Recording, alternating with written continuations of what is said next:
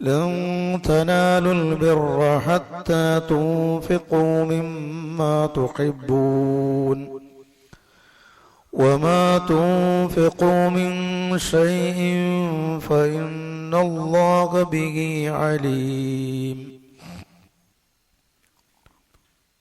اتقوا الله عباد الله. അല്ലാഹു സുബ്ഹാനഹു വ തആലയുടെ വിധികളും വിലക്കുകളും ജീവിതത്തിൻ്റെ മുഴുവൻ മേഖലകളിലും കൃത്യമായി പാലിക്കുകയും അനുഷ്ഠിക്കുകയും ചെയ്യണമെന്ന് ഗൗരവമൊട്ടും ചോർന്നു പോകാതെ എല്ലാ ആളുകളെയും ഓർമ്മപ്പെടുത്തുന്നു, വസിയത്ത് ചെയ്യുന്നു.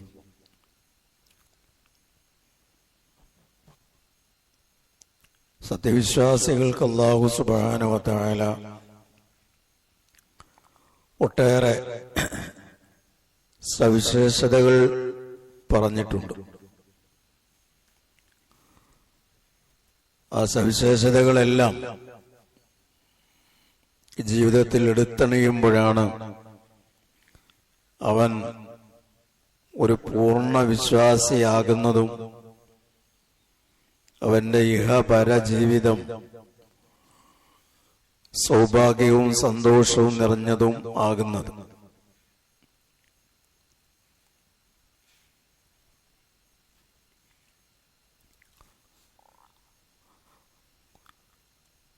അല്ലാഹു സുബ്ഹാനഹു വ തആല പറഞ്ഞിട്ടുള്ള ഈ കുട്ടികളെ രക്ഷിതാക്കൾ ശ്രദ്ധിക്കണം.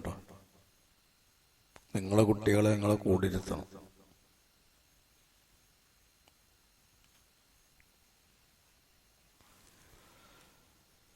വിശ്വാസികൾക്ക് അല്ലാഹു സുബ്ഹാനഹു വ തആല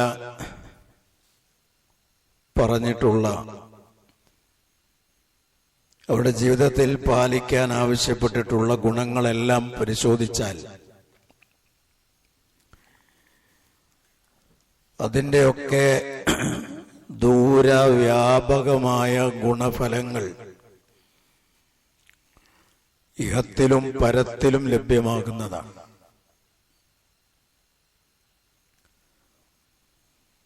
അതിലേറെ നമ്മൾ ശ്രദ്ധിക്കേണ്ടുന്ന ഒരു മേഖലയെക്കുറിച്ചാണ് ഇന്ന് നമ്മൾ മനസ്സിലാക്കാൻ ശ്രമിക്കുന്നത്. അല്ലാഹു സുബ്ഹാനഹു വ തആല എല്ലാ മനുഷ്യരെയും ഒരേ സാമ്പത്തികമായ നിലവാരത്തിലല്ല സൃഷ്ടിച്ചിട്ടുള്ളത്. അല്ലെങ്കിൽ സമ്പത്ത് എല്ലാവർക്കും ഒരേ തോതിൽ ഒരേ അളവിലല്ല അല്ലാഹു തആല നൽകിയിട്ടുള്ളത്. അതിൽ അവന്റെ അപാരമായ ഹിക്മത്തുകൾ കാണാം. വിശുദ്ധ ഖുർആൻ രണ്ടിനെയും, സമ്പത്തിനെയും ദാരിദ്ര്യത്തെയും, സമ്പന്നാവസ്ഥയും ദാരിദ്ര്യാവസ്ഥയും രണ്ടും പരീക്ഷണമാണെന്ന് പറഞ്ഞിട്ടുണ്ട്. സമ്പത്ത് നൽകിയവനെ അതിന് അനുസരിച്ച് സാമ്പത്തികമായ ബാധ്യത നിർവഹിക്കുമോ എന്ന കണിശമായ പരിശോധനയും കണിശമായ പരീക്ഷണവും, സാമ്പത്തികമായ ശേഷിയില്ലാതെ ഞെരുങ്ങി പ്രയാസപ്പെട്ട് ജീവിക്കുന്നവൻ അവൻ എത്ര കണ്ട് ക്ഷമിക്കും എന്ന പരീക്ഷണവുമാണ് നടന്നുകൊണ്ടിരിക്കുന്നത്. ഒരിക്കലും ഒരു വിശ്വാസി അവന് സാമ്പത്തികമായ പുരോഗതിയും അഭിവൃദ്ധിയും ഉണ്ടായതിന്റെ പേരിൽ അഹങ്കരിക്കാനോ അവൻ താനൊരു സവിശേഷ സൃഷ്ടിയാണെന്ന ധാരണ വെച്ചു പുലർത്തുവാനോ പാടില്ല.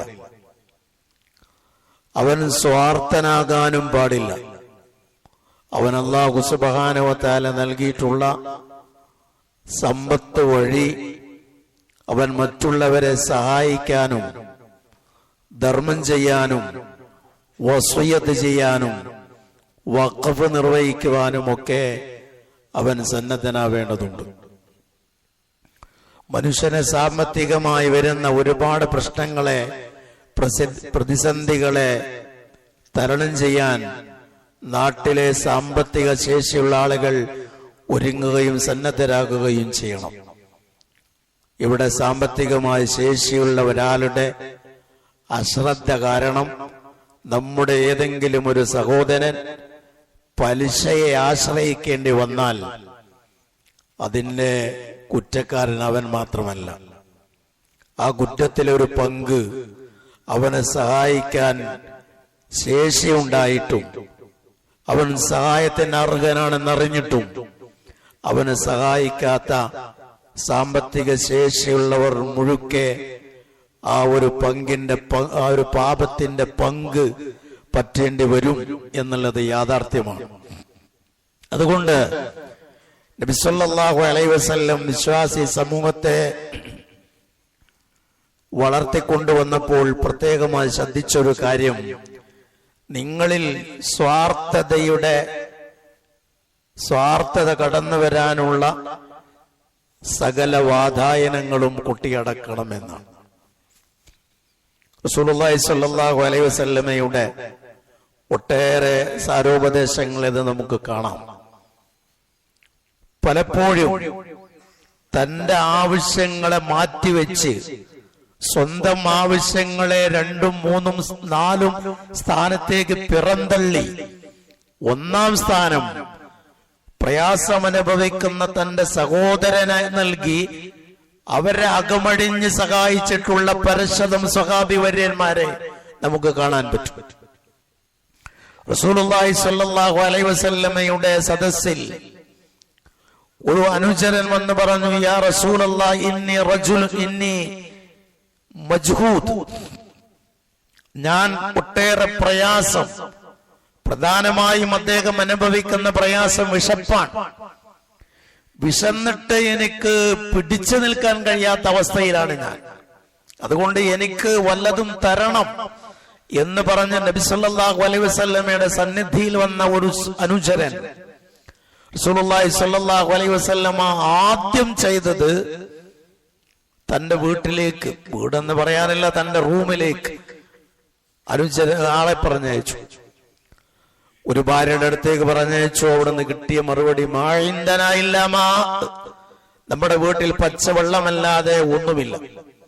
അടുത്ത വീട്ടിലേക്ക്. അങ്ങനെ നബി സല്ലല്ലാഹു അലൈഹി വസല്ലമയുടെ 9 ഭാര്യമാർ ജീവിച്ചിരിപ്പുണ്ടെന്ന് 9 വീട്ടിൽ നിന്നും കിട്ടുന്ന മറുപടി ഒന്ന് തന്നെയാണ്, പച്ചവെള്ളമല്ലാതെ മറ്റൊന്നുമില്ല. ഉടനെ റസൂലുള്ളാഹി സ്വല്ലല്ലാഹു അലൈഹി വസല്ലമ പള്ളിയിലുള്ള തന്റെ അനുചരന്മാരോട്, ഈ പാവപ്പെട്ടവനെ നിങ്ങളുടെ കൂട്ടത്തിൽ ആർക്ക് സഹായിക്കാൻ കഴിയുമെന്ന് ചോദിക്കുന്നു.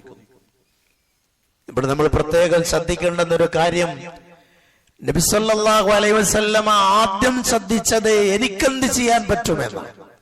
ആദ്യം തന്നെ സ്വഹാബികളോട് ഇങ്ങനെ ഒരാളുണ്ട്, നിങ്ങൾ സഹായിക്കണമെന്ന് പറയുകയല്ല ചെയ്തത്. എനിക്കെന്ത് ചെയ്യാൻ പറ്റും, എനിക്ക് നീ ഒന്നും ഭൗതികമായി ഒരു നിലക്കും ഈ അഗതിയെ സഹായിക്കാൻ സാധ്യമല്ല എന്ന ഘട്ടം വന്നപ്പോഴാണ് രണ്ടാമത്തെ മാർഗ്ഗം റസൂൽ സ്വീകരിച്ചത്. രണ്ടാമത്തെ മാർഗമാണ് അനുചരന്മാരോട് ആർക്കാണ് ഇദ്ദേഹത്തെ സഹായിക്കാൻ സാധിക്കുക എന്ന അന്വേഷണം. ഒരു സ്വഹാബി അദ്ദേഹത്തെ സൽക്കരിക്കാൻ സന്നദ്ധനാകുന്നു. അദ്ദേഹത്തെയും കൂട്ടി വീട്ടിൽ പോകുന്നു. ഭാര്യയോട് ചോദിക്കുന്നു, ഇവിടെ എന്താണ് ഈ അതിഥിക്ക് ഈ അഗതിക്കും രണ്ടുമാണ് ഇദ്ദേഹത്തിന് കൊടുക്കാൻ എന്താണുള്ളത് എന്ന് ചോദിച്ചപ്പോൾ ഭാര്യ മറുപടി പറഞ്ഞത്, ഇവിടെ നമ്മുടെ ചെറിയ കുട്ടികൾക്ക് കൊടുക്കാനുള്ള ഭക്ഷണം മാത്രമേ ഉള്ളൂ. നമ്മൾ തന്നെ പട്ടിണിയിലാണ്, കുട്ടികൾക്ക് കഴിക്കാനുള്ള ഭക്ഷണം മാത്രമുണ്ട്. ഇദ്ദേഹം പറഞ്ഞു, എങ്കിൽ നീ ഒരു കാര്യം ചെയ്യണം, കുട്ടികളെ എന്തെങ്കിലുമൊക്കെ പറഞ്ഞ് കിടത്തി ഉറക്കണം, ഉള്ള ഭക്ഷണം മുന്നിൽ കൊണ്ടുവന്ന് വെക്കുക. ഞങ്ങൾ ഭക്ഷണം കഴിക്കുന്ന സമയത്ത് നീ അതിഥിക്ക് മനസ്സിലാകാത്ത രൂപത്തിൽ വിളക്കണക്കണം. കാരണം ഒരാൾക്ക് കഴിക്കാനുള്ളതേ ഉള്ളൂ. അതിഥിയെ സൽക്കരിക്കുവാൻ കൂടെ ഇരിക്കുക എന്നുള്ളത് മര്യാദയുമാണ്. അപ്പൊ കൂടെ ഇരിക്കണം, അതിഥിക്ക് കഴിക്കാനുള്ള ഭക്ഷണമേ ഉള്ളൂ. അതുകൊണ്ട് ഞാൻ പട്ടിണി കിടക്കുന്നത് ഭക്ഷണം കഴിക്കാത്തത് അദ്ദേഹം അറിയാൻ പാടില്ല. അതുകൊണ്ട് വിളക്കണക്കണം എന്ന് പറഞ്ഞ് നിർദ്ദേശിച്ചു. അങ്ങനെ ആ ഒരു കുടുംബം, ഈ ഒരു അതിഥിക്ക് വേണ്ടി, ഒരു അഗതിക്ക് വേണ്ടി അന്ന് ആ കുടുംബം പട്ടിണി കിടക്കുന്നു. അങ്ങനെ പട്ടിണി കിടന്ന് അവരെ സ്വീകരിച്ചു, അവരെ സൽക്കരിക്കുന്നു, ഈ അതിഥിയെ സൽക്കരിക്കുന്നു. ഈ വിഷയത്തിൽ ഖുർആൻ വരെ അവതരിച്ചു. വിശുദ്ധ ഖുർആൻ പറഞ്ഞു, വലൗ കാന ബിഹിം ഖസ്വാസ, സ്വന്തത്തിന് ആവശ്യമുണ്ടായിരിക്കെ സ്വന്തം ആവശ്യത്തെക്കാൾ മറ്റുള്ളവരുടെ ആവശ്യത്തിന് ഊന്നൽ പരിഗണന നൽകുന്നവരാണ് വിശ്വാസികൾ എന്ന് ഈ വിഷയകമായി ഖുർആൻ വരെ അവതരിച്ചിട്ടുണ്ട്. നോക്കൂ നിങ്ങൾ, ഇതൊരു വിശ്വാസിക്കേ സാധിക്കൂ, ഒരു വിശ്വാസിക്കാണ് സാധിക്കുക. ഇത് സാമ്പത്തികമായ മേഖലകളിലും ഇത് തന്നെയാണ്. പട്ടിണി കിടക്കുന്നവരും സാമ്പത്തികമായ മേഖലകളിൽ പ്രയാസപ്പെടുന്നവനെയും എല്ലാം സഹായിക്കുക എന്നുള്ളത് വലിയ പുണ്യകർമ്മമാണ്. വിശപ്പടക്കാൻ, ഒരാളുടെ വിശപ്പടക്കുവാൻ ആവശ്യമായ ഭക്ഷണം നൽകുക എന്നുള്ളത് വലിയ പുണ്യകർമ്മമായി ദീൻ പരിചയപ്പെടുത്തിയിട്ടുള്ള കാര്യമാണ്. വസ്ത്രം നൽകുക എന്നുള്ളത് വളരെ പുണ്യം നിറഞ്ഞ കാര്യമാണ്. റസൂലുള്ളാഹി സ്വല്ലല്ലാഹു അലൈഹി വസല്ലം തന്നെ പറഞ്ഞത്, അഹബ്ബുൻ നാസി ഇലല്ലാഹി അൻഫഅഹും ലിന്നാസ്, മനുഷ്യരിൽ അല്ലാഹുവിന് ഏറെ ഇഷ്ടമുള്ളവർ ജനങ്ങൾക്ക് ഏറ്റവും കൂടുതൽ ഉപകാരം ചെയ്യുന്നവരെയാണ്. ജനങ്ങൾക്ക് ഉപകാരം ചെയ്യുന്ന ആളുകളെയാണ് അല്ലാഹു തആല ഏറെ ഇഷ്ടപ്പെടുന്നത് എന്ന് വിശുദ്ധ മഹാനായ റസൂലുള്ളാഹി സ്വല്ലല്ലാഹു അലൈഹി വസല്ലമ പറഞ്ഞിട്ടുണ്ട്. അത് സാമ്പത്തികമാകാം, ഏത് മേഖലയിലുമാകാം, അനുവദിക്കപ്പെട്ട ഏത് മേഖലകളിലും അർഹിക്കുന്ന ഒരാളെ സഹായിക്കുക എന്നുള്ളത് അള്ളാഹുവിന്റെ മഹബ്ബത്ത് ആർജിക്കാനുള്ള മാർഗമാണ് എന്ന് റസൂലുള്ളാഹി സ്വല്ലല്ലാഹു അലൈഹി വസല്ലമ പഠിപ്പിച്ചിട്ടുണ്ട്. എന്ന് മാത്രമല്ല, മഹാരഥന്മാരായ സ്വഹാബാക്കിറാമിന്റെയും നടപടിക്രമങ്ങളിൽ അത് നമുക്ക് കാണാം. ഒരു സ്വഹാബി പറയാൻ, Abdullah bin Umar, Abdullah bin Abbas റളിയല്ലാഹു തആല അൻഹും അജ്മഈൻ തുടങ്ങിയ സ്വഹാബികളിൽ നിന്നൊക്കെ അവർ എടുത്തു പറഞ്ഞതായ ഒരു കാര്യം, അവർ എടുത്തു പറയുന്നത്, ലാ അൻ അംശിയ ഫീ മഅഖി ഫീ ഹാജതി ഖൈറുൻ ലി മിൻ സിയാമി ശഹരിൻ ഔ ഇഅ്തികാഫിഹി ഫീ മസ്ജിദി ഹാദാ. എന്റെ ഒരു സഹോദരന്റെ ആവശ്യത്തിന് വേണ്ടി, എന്റെ ഒരു സഹോദരത്തിന്റെ പ്രശ്നങ്ങൾ പരിഹരിക്കാൻ, അവന്റെ ആവശ്യങ്ങൾ നിർവഹിക്കാൻ ഞാൻ അവന്റെ കൂടെ പോകുക, അവന്റെ ആവശ്യം പരിഹരിക്കാൻ ഞാൻ അവന്റെ കൂടെ പോകുന്നത് ഒരു മാസം സുന്നത്ത് നോമ്പ് അനുഷ്ഠിക്കുന്നതിനേക്കാൾ ഉപകാരമുള്ള ഖൈറായ കാര്യമായിട്ടാണ് ഞാൻ കാണുന്നത്. ഒരു മാസം ഒരാൾ സുന്നത്ത് നോമ്പ് അനുഷ്ഠിക്കുന്നതും ഈ ഒരു സഹോദരന്റെ ആവശ്യത്തിന് വേണ്ടി അവന്റെ കൂടെ നടന്ന് അവന്റെ പ്രശ്നങ്ങൾ പരിഹരിക്കാൻ വേണ്ടി അധ്വാനിക്കുന്നത് ഞാൻ ഒരു മാസം നോമ്പനുഷ്ഠിക്കുന്നതിനേക്കാൾ ഖൈറായി കാണുന്നു. ഈ അല്ലാഹുവിന്റെ റസൂലിന്റെ പള്ളിയിൽ മസ്ജിദുൻ നബവിയിൽ ഇഅ്തികാഫിരിക്കുന്നതിനേക്കാളും ഞാൻ ഖൈറായി കാണുന്നത് ഈ ഒരു സഹോദരന്റെ ആവശ്യങ്ങൾ നിർവഹിക്കാൻ വേണ്ടിയുള്ള പ്രവർത്തനത്തെയാണ് എന്ന് മഹാരഥന്മാരായ സ്വഹാബാക്കിറാം പറഞ്ഞതായി നമുക്ക് കാണാൻ പറ്റും. അവർക്ക് അത് അത്രമേൽ വലിയ ഊന്നൽ നൽകിയിട്ടുള്ള കാര്യമാണ്. അതിനവരെ പ്രേരിപ്പിക്കുന്ന പ്രധാന ഘടകം, അതിനുള്ള ഏറ്റവും പ്രചോദനം റസൂലുള്ളാഹി സ്വല്ലല്ലാഹു അലൈഹി വസല്ലമയുടെ ഈ ഒരു വാക്കാണ്. റസൂലുള്ളാഹി സ്വല്ലല്ലാഹു അലൈഹി വസല്ലമ തന്നെ ഒന്നോ രണ്ടോ ഹദീസുകളിലല്ല, ധാരാളം ഹദീസുകളിൽ പറഞ്ഞിട്ടുണ്ട്, നിങ്ങൾ വിഷമം അനുഭവിക്കുന്നവര് ഒരാളുടെ വിഷമം ദൂരീകരിച്ചാൽ ദുന്യാവിൽ അവന്റെ വിഷമം ദൂരീകരിക്കുന്നതിന് പകരം അല്ലാഹു തആല നിങ്ങളുടെ ഉഖറവിയായ ദുരിതങ്ങൾ പരിഹരിച്ചു തരുന്നതാണ്. അവൻ നിങ്ങൾക്ക് ആശ്വാസം നൽകുന്നതാണ്. വല്ലാഹു ഫീ ഔനിൽ അബ്ദ് മാ കാനൽ അബ്ദു ഫീ ഔനി അഖി എന്ന് റസൂലുള്ളാഹി സ്വല്ലല്ലാഹു അലൈഹി വസല്ലം പറഞ്ഞു. നിങ്ങൾ നിങ്ങളുടെ സഹോദരനെ സഹായിക്കുന്ന കാലത്തോളം അല്ലാഹു സുബ്ഹാനഹു വ തആലയുടെ സഹായം നിങ്ങൾക്ക് കിട്ടിക്കൊണ്ടിരിക്കും. നമ്മൾ നമ്മുടെ സഹോദരന്റെ പ്രയാസം പരിഹരിച്ചാൽ നമ്മുടെ പ്രശ്നപരിഹാരം ഏറ്റെടുക്കുന്നത് അള്ളയാണ്. അല്ലാഹ് ഏറ്റെടുക്കും എന്ന് നബി സല്ലല്ലാഹു അലൈഹി വസല്ലം പറഞ്ഞിട്ടുണ്ട്. ബഹുഗുണ നേട്ടങ്ങൾ ഇതിന്റെ പിന്നിലുണ്ട്. ഒരിക്കലും ഇങ്ങനെ ഒരാളെ സഹായിച്ചു എന്നതുകൊണ്ട് നമ്മുടെ ധനത്തിൽ ഒന്നും തന്നെ ചുരുങ്ങി പോകുകയില്ല എന്നും നബി സല്ലല്ലാഹു അലൈഹി വസല്ലം പറഞ്ഞിട്ടുണ്ട്. മാ നഖസത് സദഖത്തും മിൻ മാലി, സദഖ ഒരിക്കലും നിങ്ങളുടെ ധനത്തെ ചുരുക്കി കളയില്ല. ധനം സദഖ ചെയ്തു എന്നതിനെ കൊണ്ട് നിങ്ങൾ ഒരിക്കലും പാപ്പരായി പോകില്ല. സ്വഹാബികളെ ചരിത്രം പരിശോധിച്ചു നോക്കൂ നിങ്ങൾ. ധർമ്മം ചെയ്തത് കൊണ്ട് പാപ്പരായി തൊലഞ്ഞു ആകുന്നൊരവസ്ഥ ഉണ്ടായിരുന്നുവെങ്കിൽ ഉസ്മാൻ റളിയല്ലാഹു അൻഹു, അബൂബക്കർ റളിയല്ലാഹു തആല അൻഹു, അബ്ദുറഹ്മാൻ ഇബ്നു ഔഫ് റളിയല്ലാഹു തആല അൻഹു പോലെയുള്ള ആളുകൾ ഇഹലോകത്ത് നിന്ന് വിട പറയുമ്പോ പരമദരിദ്രരാവേണ്ടതായിരുന്നു. അവരുടെ അത്ര ദാനധർമ്മം ചെയ്തിട്ടുള്ള ആളുകളെ നമുക്ക് കാണാൻ കഴിയില്ല. പലപ്പോഴും മാത്സര്യ ബുദ്ധിയോടുകൂടെയാണ് ദാനധർമ്മത്തിന് അവർ മുന്നോട്ട് വന്നിരുന്നത്. സാമ്പത്തിക ശേഷി ഉള്ളവരും ഇല്ലാത്തവരും ഉള്ള കഴിവിനനുസരിച്ച് ധർമ്മം ചെയ്തവരുണ്ട്. സ്വന്തം നിലക്ക് അവർക്ക് സ്വന്തമായ നിലക്ക് അവർക്ക് ചെയ്യാൻ പറ്റാതെ വരുമ്പോ പണിയെടുത്ത് കാശുണ്ടാക്കി ധർമ്മം ചെയ്തിരുന്ന ആളുകളുണ്ട്. അത് പലപ്പോഴും അവർക്ക് ഏറ്റവും ഏറ്റവും വിലപ്പെട്ടതാണ് ധർമ്മം ചെയ്യാറ്. ലൻ തനാലുൽ ബിർറ ഹത്താ തുൻഫിഖൂ മിമ്മാ തുഹിബ്ബൂൻ.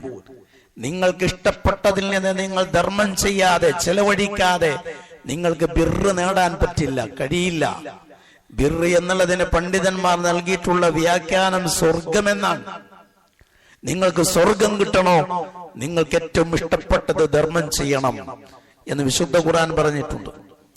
ഈ ഒരു ആയത്തിന്റെ ആശയം ഉൾക്കൊണ്ടത് കൊണ്ടാണ് മഹാനായ അബൂ തൽഹാ റളിയല്ലാഹു തആല അൻഹു ഈ ഒരു ആയത്ത് അവതരിച്ചപ്പോ അദ്ദേഹത്തിന് ഒരു തോട്ടമുണ്ട്.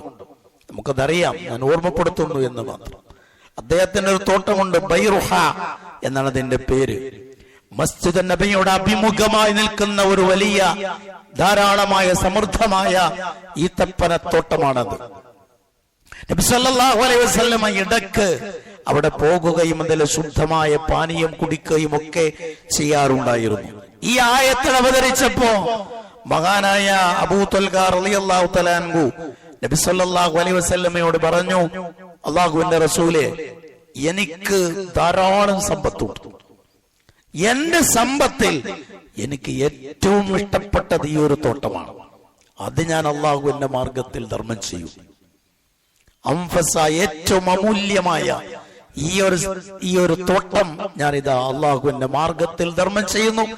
കാരണം എനിക്ക് ബിർറ് കിട്ടണം, എനിക്ക് സ്വർഗം കിട്ടണം, അതിനാണ് ഞാനിത് ധർമ്മം ചെയ്യുന്നത് എന്ന് അദ്ദേഹം പ്രവർത്തനത്തിലൂടെ അത് തെളിയിക്കുകയാണ്. മഹാനായ ഉമർ റളിയല്ലാഹു തആല അൻഹു, ഞാൻ ഒന്ന് രണ്ട് ഉദാഹരണങ്ങൾ ഓടിച്ചു പറയുകയാണ്. മഹാനായ ഉമർ റളിയല്ലാഹു തആല അൻഹു റസൂലുള്ളാഹി സ്വല്ലല്ലാഹു അലൈഹി വസല്ലമയുടെ അടുത്ത് വന്നിട്ട് പറഞ്ഞു, അല്ലാഹുവിന്റെ റസൂലേ, എനിക്ക് ഖൈബറിൽ കുറച്ച് സ്ഥലമുണ്ട്. ഖൈബർ അത് എനിക്കുള്ള ധനത്തിൽ ഏറ്റവും ഇഷ്ടപ്പെട്ട ധനമാണ്. ഞാനത് അല്ലാഹുവിന്റെ മാർഗത്തിൽ ധർമ്മം ചെയ്യുന്നു. വഖഫാണ് ഇതൊക്കെ. ഞാനത് അല്ലാഹുവിന്റെ മാർഗത്തിൽ ഇതാ വഖഫ് ചെയ്യുന്നു എന്ന് നബി സല്ലല്ലാഹു അലൈഹി വസല്ലമയോട് പറയുന്നു. മഹാനായ അബ്ദുല്ലാഹ് ഇബ്നു ഉമർ റളിയല്ലാഹു തആല അൻഹു പറയുകയാണ്, എനിക്കൊരു അടിമ സ്ത്രീ ഉണ്ടായിരുന്നു. വളരെ മനോഹര സൗന്ദര്യമുള്ള ഒരു അടിമ സ്ത്രീ. ഈ ഒരായത്ത് അവതരിച്ചപ്പോൾ ഞാൻ അവളോട് നന്നായി അണിഞ്ഞൊരുങ്ങാൻ പറഞ്ഞു. എന്നിട്ട് ഞാൻ അവളെ അള്ളാഹുവിന്റെ അടുക്കൽ നിന്ന് കൂലി കിട്ടണമെന്ന ഉദ്ദേശം ഞാൻ അവളെ സ്വതന്ത്രയാക്കി വിട്ടു. ഏറ്റവും പ്രിയപ്പെട്ടത് എന്താണോ അത്. പലപ്പോഴും സ്വഹാബികൾ നബി സല്ലല്ലാഹു അലൈഹി വസല്ലമയുടെ മുന്നിൽ വന്ന് ധർമ്മം കൂടുതൽ ചെയ്യാൻ വേണ്ടി തർക്കിച്ചിട്ടുള്ള സംഭവങ്ങൾ വരെ കാണാം. വസിയ്യത്തുമായി ബന്ധപ്പെട്ട ഹദീസുകൾ പരിശോധിച്ചാൽ നമുക്കത് കാണാം.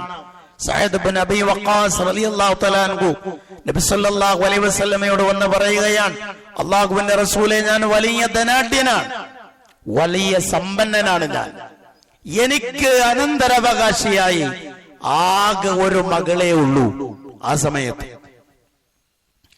അതുകൊണ്ട് ഞാൻ എന്റെ സ്വത്തിന്റെ 2/3 ഭാഗവും സ്വതക്ക ചെയ്യട്ടെയോ എന്ന് ചോദിച്ചു. റസൂൽ പറഞ്ഞു, അത് പറ്റില്ല. എങ്കിൽ പകുതി ഞാൻ സ്വതക്ക ചെയ്യട്ടെയോ? റസൂൽ അതും സമ്മതിച്ചില്ല.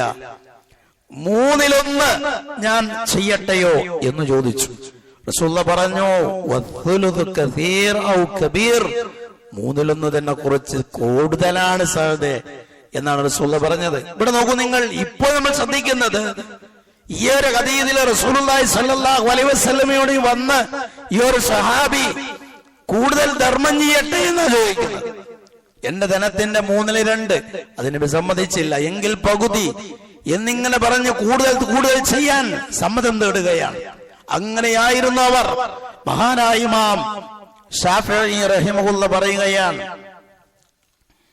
അള്ളാഹുവിന്റെ മാർഗത്തിൽ 80ഓളം സ്വഹാബികൾ വഖഫ് ചെയ്തതായുള്ള ഹദീസുകൾ എനിക്ക് കിട്ടിയിട്ടുണ്ട്. എന്നത് 80 ആളുകൾ മാത്രമേ വഖഫ് ചെയ്തിട്ടുള്ളൂ എന്നല്ല അതിനർത്ഥം. 80ഓളം ആളുകൾ വഖഫ് ചെയ്ത ഹദീസ് എനിക്ക് കിട്ടിയിട്ടുണ്ട്. മഹാനായ ഇമാം നബവി റഹിമഹുല്ലയുടെ ചരിത്രത്തിൽ കാണാം. നബവി റഹിമഹുല്ല അദ്ദേഹം ഷാമിലുള്ള ഈ പഴവർഗ്ഗങ്ങൾ കഴിക്കാറുണ്ടായിരുന്നില്ല എന്ന് കാണാം. എന്താ ഷാമിലത് കഴിക്കാത്തത്? ഷാം എന്ന് പറയുന്നതിന്റെ ഒട്ടുമിക്ക ഭാഗങ്ങളും മുസ്ലിങ്ങൾ വഖഫ് ചെയ്തതാണ്. അതുകൊണ്ട് വഖഫ് സ്വത്ത് തിന്നണ്ട എന്ന് വിചാരിച്ചിട്ട് അദ്ദേഹം അവിടെയുള്ള പഴവർഗ്ഗങ്ങൾ പോലും കഴിക്കാറുണ്ടായിരുന്നില്ല. അത്ര കണ്ട് വലിയ രീതിയിൽ പൂർവികർ വഖഫ് ചെയ്തിരുന്നു എന്നതാണ് അത് ബോധ്യപ്പെടുത്തുന്ന കാര്യം. അതേപോലെ മഹാനായ ഉസ്മാൻ ഇബ്നു അഫ്ഫാൻ റളിയല്ലാഹു തആല അൻഹു നബി സല്ലല്ലാഹു അലൈഹി വസല്ലം മക്കയിൽ മദീനയിൽ വരുമ്പോ അവിടെ നേരിട്ടിരുന്ന ഏറ്റവും വലിയ പ്രശ്നം വെള്ളമാണ്, കുടിവെള്ള പ്രശ്നമാണ്. റസൂലുള്ളാഹി സ്വല്ലല്ലാഹു അലൈഹി വസല്ലം നേരിട്ട് എന്നൊരു പ്രധാന പ്രശ്നം. അവിടെ ഒരു റൂമ കിണർ എന്ന് പറയുന്ന ബിഉറു റൂമ എന്ന് പറയുന്ന ഒരു കിണറുണ്ട്. റൂമ കിണർ ഒരു ജൂതന്റെതാണ്. ജൂതനാകട്ടെ അതിൽ നിന്ന് എല്ലാവരെയും വെള്ളം എടുക്കാനോ കുടിക്കാനോ അനുവദിക്കില്ല. റസൂലുള്ളാഹി സ്വല്ലല്ലാഹു അലൈഹി വസല്ലം പറഞ്ഞു, ആരാണ് ആ കിണർ ജൂതന്റെ പക്കൽ നിന്ന് പണം കൊടുത്ത് വാങ്ങി മുസ്ലിങ്ങൾക്ക് ധർമ്മം ചെയ്യാൻ സന്നദ്ധരായ ആളുകൾ ആരാണ് നിങ്ങളുടെ കൂട്ടത്തിൽ? മഹാനായ ഉസ്മാൻ റളിയല്ലാഹു തആല അൻഹു ഭീമമായ 30,000 ദിർഹം നൽകിയാണ് ആ കിണർ വാങ്ങി മുസ്ലിങ്ങൾക്ക് കുടിക്കാനായി വഖഫായി വിട്ടുകൊടുത്തത്. നോക്കൂ നിങ്ങൾ, റസൂലുള്ളാഹി സ്വല്ലല്ലാഹു അലൈഹി വസല്ലം പറഞ്ഞു, ഈ ഒരു സുഹൃതം ചെയ്തത് കൊണ്ട് അദ്ദേഹത്തിന് സ്വർഗമുണ്ട്. അദ്ദേഹം ഇത് വാങ്ങി അദ്ദേഹം നൽകിയത് കൊണ്ട് അദ്ദേഹത്തിന് സ്വർഗം ലഭ്യമാണ് എന്ന് വരെ റസൂലുള്ളാഹി സ്വല്ലല്ലാഹു അലൈഹി വസല്ലം പറഞ്ഞിട്ടുണ്ട്. അതുകൊണ്ട് സഹോദരങ്ങളെ, നമ്മൾ ധർമ്മം ചെയ്യുക എന്നുള്ളത് നമ്മുടെ ഒരു ശീലമാക്കി മാറ്റണം. ആവുന്നത് ചെയ്യുക എന്നത് നമ്മുടെ ഒരു ശീലമാക്കി മാറ്റണം. പലപ്പോഴും നമ്മൾ കഠിനാധ്വാനം ചെയ്തുണ്ടാക്കിയ സമ്പത്ത് ഒരുപക്ഷെ നമ്മുടെ പിന്തറമുറക്കാർ അതുകൊണ്ട് അവർ അത് നല്ല രീതിയിൽ വിനിയോഗിക്കാതെ മോശപ്പെട്ട രീതിയിൽ അത് വിനിയോഗിച്ചത് നശിപ്പിച്ചു കളയാൻ സാധ്യതയുണ്ട്. അങ്ങനെ സംഭവിക്കാതിരിക്കട്ടെ എന്ന് നമുക്ക് പ്രാർത്ഥിക്കാം. നമ്മൾ അധ്വാനിച്ചുണ്ടാക്കിയ സമ്പത്ത് കൊണ്ട് നമ്മുടെ പരലോകം രക്ഷപ്പെടുവാനുള്ള മാർഗം കൂടെ നമ്മൾ ശ്രദ്ധിക്കണം. പലപ്പോഴും മഹാനായ ഇബ്നു ഖൽദൂൻ റഹിമഹുല്ല പറഞ്ഞതുപോലെ, 1ാം തലമുറ സമ്പാദിച്ചുണ്ടാക്കും, 2ാം തലമുറ അത് സംരക്ഷിക്കും, 3ാം തലമുറ അത് നശിപ്പിക്കും എന്ന് പറഞ്ഞിട്ടുണ്ട്. അത് വളരെ സത്യമാണ്. 1ാം തലമുറ കഠിനാധ്വാനം ചെയ്ത് ഉണ്ടാക്കുന്നത് 2ാം തലമുറ കണ്ടതുകൊണ്ട് അവർക്കതിന്റെ വിലയറിയാം, അവർക്ക് അധ്വാനത്തിന്റെ വിലയറിയാം. 3ാം തലമുറക്ക് ഇതിന്റെ ഒന്നും വിലയറിയില്ല, അധ്വാനത്തിന്റെയോ സമ്പത്തിന്റെയോ ഒന്നും. അവർ ആദ്യമേ സുഖലോലുപരായി ജീവിച്ചവരാണ്. അതുകൊണ്ട് അവർക്കതിന്റെ വിലയറിയില്ല. അവരത് വേണ്ടാത്ത രീതിയിലൊക്കെ ചെലവഴിച്ച് അതിനെ നശിപ്പിക്കും. അങ്ങനെ കാര്യങ്ങൾ എത്രയോ അനുഭവങ്ങൾ നമ്മുടെ മുമ്പിലുണ്ട്. അങ്ങനെ വരാതിരിക്കാൻ നമ്മൾ ധർമ്മം ചെയ്യുന്നത് കണ്ട് നമ്മുടെ മക്കൾ വളരണം. നമ്മൾ ധർമ്മം ചെയ്യുന്നത് കണ്ടും ശീലിച്ചും അവരതും ഒരു സൽഗുണമായി നമ്മളിൽ അവർ കണ്ട് നമ്മളെ മാതൃകയാക്കി അവർ വളരണം.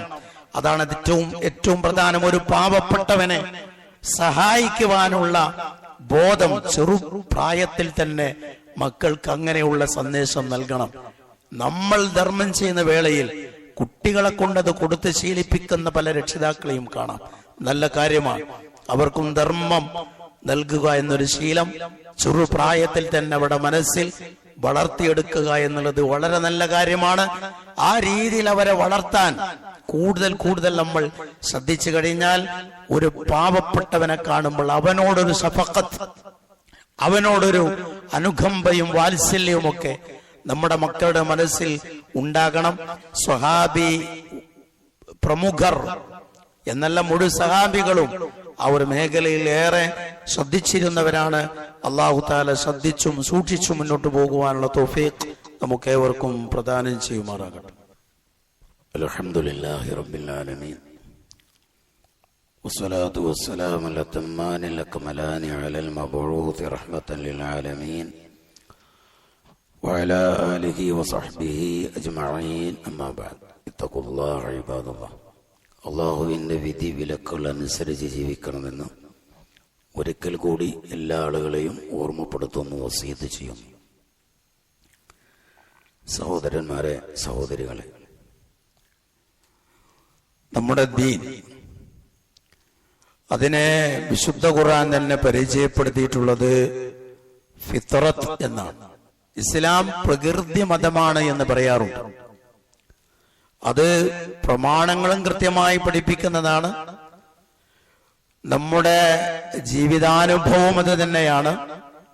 ഇസ്ലാമിന്റെ ഏറ്റവും വലിയൊരു പ്രത്യേകത അതിന്റെ പ്രായോഗികതയാണ്. ഇത് പ്രായോഗികമായ ഒരു ദീൻ അല്ലായിരുന്നുവെങ്കിൽ ഇതെന്നോ നാമാവിശേഷമാകേണ്ടതാണ്.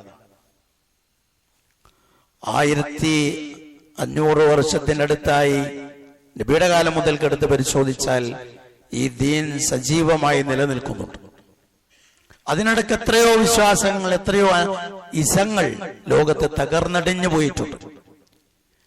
എന്നിട്ടും ഇസ്ലാം ഇവിടെ പിടിച്ചു നിൽക്കുന്നതിന്റെ ഏറ്റവും പ്രത്യേകമായ സവിശേഷതയാകുന്ന അതിന്റെ പ്രായോഗികതയാണ്.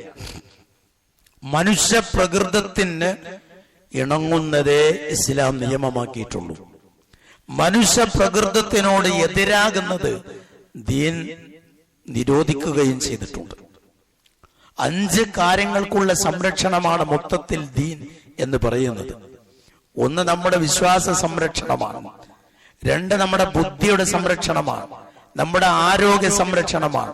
നമ്മുടെ വംശം, മനുഷ്യ വംശത്തിന്റെ സംരക്ഷണമാണ്. പിന്നെ നമ്മുടെ നസബ്, പിന്നെ നമ്മുടെ ധനം. ഇങ്ങനെ 5 കാര്യങ്ങളുടെ സംരക്ഷണത്തിന്റെ ആകത്തുകയാണ് ദീൻ എന്ന് പറയുന്നത്. ഈ 5 കാര്യങ്ങൾക്ക് എന്തൊക്കെ എതിരാകുന്നുവോ അതൊക്കെ ദീൻ നിഷിദ്ധമാക്കിയിട്ടുണ്ട്. ബുദ്ധിക്കും ആരോഗ്യത്തിനും പ്രതികൂലമായി ബാധിക്കുന്നതാണ് മദ്യവും മയക്കുമരുന്നും അതേപോലെ സംഗീതവും. ഇതൊക്കെ മനുഷ്യന്റെ ബുദ്ധിയെ പ്രതികൂലമായി ബാധിക്കുന്നതാണ്. അതുകൊണ്ടാണ് ഇത് നിഷിദ്ധമാക്കിയിട്ടുള്ളത്. പ്രത്യേകിച്ച് ഇക്കാലത്ത് സംഗീതം എന്ന് പറയുന്നത് ഒട്ടും ആളുകൾക്ക് ഒരു മനസാക്ഷിക്കുത്തില്ലാതെ ആളുകൾ ചെയ്യുന്ന കാര്യമാണ്. വിവാഹവേദികൾ വരെ, അവിടെ വരെ സംഗീത കച്ചേരിയുടെ അകമ്പടിയോടുകൂടിയാണ് വിവാഹങ്ങൾ വരെ നടക്കുന്നത്. വിവാഹം എന്ന് പറയുന്ന പരിശുദ്ധമായ ഒരു ബന്ധത്തിന് തുടക്കം കുറിക്കുന്നത് പോലും അള്ളാഹും റസൂലും അങ്ങേയറ്റം വെറുക്കുന്ന സംഗീതത്തിന്റെ പശ്ചാത്തലത്തിലാണ് എന്നുള്ളത് വളരെ വലിയ അപരാധമായി ദീൻ കാണുന്ന കാര്യമാണ്. അതിന് പുറമേയുള്ള സംഗീത വേദികൾ, പർദ്ദയിട്ട മുഖം മറച്ച പെണ്ണുങ്ങൾ, മുസ്ലിം പെണ്ണുങ്ങൾ, നമ്മളെ പറ്റി പറയാം, നമ്മുടെ സഹോദരന്മാർ എന്ന് പറഞ്ഞാൽ മുസ്ലിം സൊസൈറ്റിയിലെ അംഗങ്ങളായവർ, അവർ സംഗീത വേദികളിലെ നിറസാന്നിധ്യമായി മാറുന്ന, തലതാഴ്ത്തിക്കൊണ്ടല്ലാതെ പറയാൻ പറ്റാത്ത സ്ഥിതിവിശേഷം നമ്മുടെ നാടുകളിൽ നടക്കുന്നുണ്ട്. മഹാരഥന്മാരായ പണ്ഡിതന്മാരുടെ സ്ഥാപീയങ്ങളുടെയൊക്കെ വാചകങ്ങൾ പരിശോധിച്ചാൽ ഒരാളുടെ മനസ്സിൽ സംഗീതത്തോടുള്ള പ്രതിപത്തിയും അതിനുള്ള താല്പര്യം വളർന്നു വന്നാൽ അവന്റെ മനസ്സിൽ നിന്ന് ഖുർആൻ ഇറങ്ങിപ്പോ. ഇത് രണ്ടും ഒരേ സമയം ഒരുമിച്ച് കൂടൂല. ഖുർആൻ മനസ്സിലേക്ക് കയറുന്നതോടുകൂടി സംഗീതത്തോടുള്ള താല്പര്യം ഇറങ്ങിപ്പോകും. സംഗീതത്തോടുള്ള താല്പര്യം മനസ്സിൽ കയറിയാൽ ഖുർആനിനോടുള്ള മഹബത്ത് ഇറങ്ങിപ്പോകും. ഇത് രണ്ടും കൂടെ ഒത്തൊരുമിക്കൂല. ഒരു സ്ഥലത്ത് ഒരേ സമയം രാവും പകലുണ്ടാകുക എന്ന് പറയുന്നത് അസംഭവ്യമാണ്. ഇതേപോലെയാണിത്. മഹാരഥന്മാരായ പണ്ഡിതന്മാരുടെ വാചകങ്ങളിൽ നമുക്കത് കാണാൻ പറ്റുന്ന കാര്യമാണ്. അതുകൊണ്ട് അത്തരം വേദികളിൽ നമ്മുടെ ആളുകൾ ഉണ്ടാകരുത്, നമ്മുടെ സഹോദരന്മാരുണ്ടാകരുത്, നമ്മളുമായി ബന്ധപ്പെട്ട ഒരാളും ഉണ്ടാകരുത്. അത് ഉണ്ടാകും എന്ന് പറഞ്ഞാൽ അതിന്റെ അർത്ഥം നമ്മുടെ ലജ്ജാബോധം നശിച്ചു പോയി എന്നാണ്. ലജ്ജയുടെ ആശയം എന്താണെന്ന് ഇന്ന് ഞാൻ സുബഹിക്ക് ക്ലാസ്സിൽ പറഞ്ഞിരുന്നു. ലജ്ജ എന്ന് പറയുന്നതിന്റെ ലളിതമായ വ്യാഖ്യാനം പണ്ഡിതന്മാർ പറഞ്ഞിട്ടുള്ളത്, നിന്റെ സാന്നിധ്യം എവിടെ ഉണ്ടാകണമോ അവിടെ നീ ഉണ്ടാകണം, എവിടെ ഉണ്ടാകരുത് എന്നുള്ള പറഞ്ഞിട്ടുണ്ടോ അവിടെ നീ ഉണ്ടാകുകയും ചെയ്യരുത്. നമ്മളോട് ഉണ്ടാകാൻ പറഞ്ഞത് നന്മയുടെ മേഖലകളിലാണ്, അവിടെ നമ്മുടെ സാന്നിധ്യം ഉണ്ടാകണം. ഇങ്ങനെയുള്ള സംഗീത കച്ചേരികളുടെ നിഷിദ്ധങ്ങളർന്ന വേദികളിലാണ് നമ്മൾ ഉണ്ടാകുന്നതെങ്കിൽ അത് നമ്മളോട് കൽപ്പിച്ചിട്ടുള്ള ലജ്ജ ഉണ്ടാകണമെന്ന് പറഞ്ഞിട്ടുള്ള ഈ സൽഗുണത്തിന് എതിരാണ്. ലജ്ജ നശിച്ചു പോകുന്നതിന്റെ, മരിച്ചു പോകുന്നതിന്റെ അടയാളമാണത് എന്ന് കൃത്യമായി പണ്ഡിതന്മാർ വിശദീകരിച്ചതായി നമുക്ക് കാണാം. ഇതിപ്പോ ഒരു മേഖല.